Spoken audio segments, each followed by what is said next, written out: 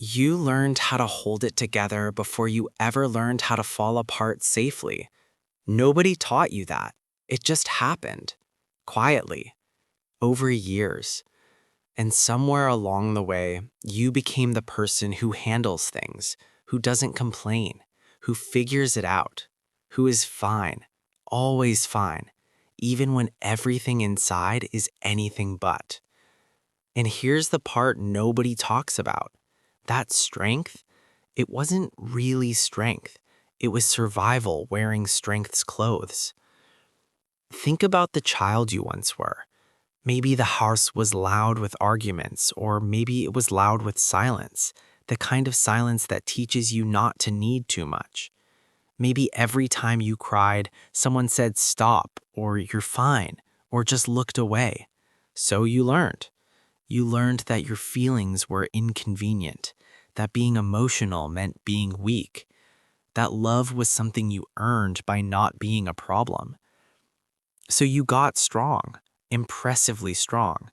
You learned to swallow things whole, to laugh when you wanted to scream, to say, I'm okay, so automatically that even you started to believe it. But here's what that did to you, and this is the part I need you to really sit with. When a child is never allowed to fall apart in front of someone safe, they don't stop having big feelings. They just stop trusting that anyone can hold those feelings with them. They start to believe, deep in their nervous system, that being vulnerable equals being abandoned. That belief doesn't leave when you become an adult. It follows you into every relationship, every conversation, every moment someone gets close enough to actually see you. You push people away right when you need them most, not because you want to, because closeness feels dangerous, because some part of you is still that child, waiting for the person to leave the moment things get too real. Psychologists call this an insecure attachment style, but forget the label for a second. What it actually feels like is this. You crave deep connection, but the moment it starts to form, something in you panics. Something in you says, don't need them too much, don't let them see too much, because what happens when they leave? And the cruelest part, the people who were supposed to teach you safety, they probably weren't monsters. Most of them were just carrying their own wounds. A father who never cried because his father told him men don't. A mother who was so overwhelmed that your emotions felt like one more thing she couldn't carry. Generations of unhealed people passing down unspoken rules. Don't be too sensitive. Don't make it a big deal. Be strong.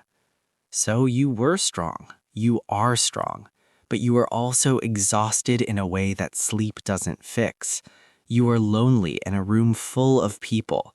You are aching for someone to ask how you really are, and terrified they actually will. Pause here for just a moment, because I want you to notice something. That longing you feel, that deep, quiet ache for safety, that is not weakness. That is the most human thing about you. You were never broken. You were just never given what you needed.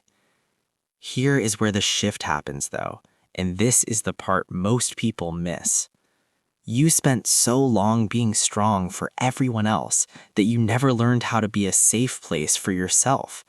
You give others patience, gentleness, the benefit of the doubt.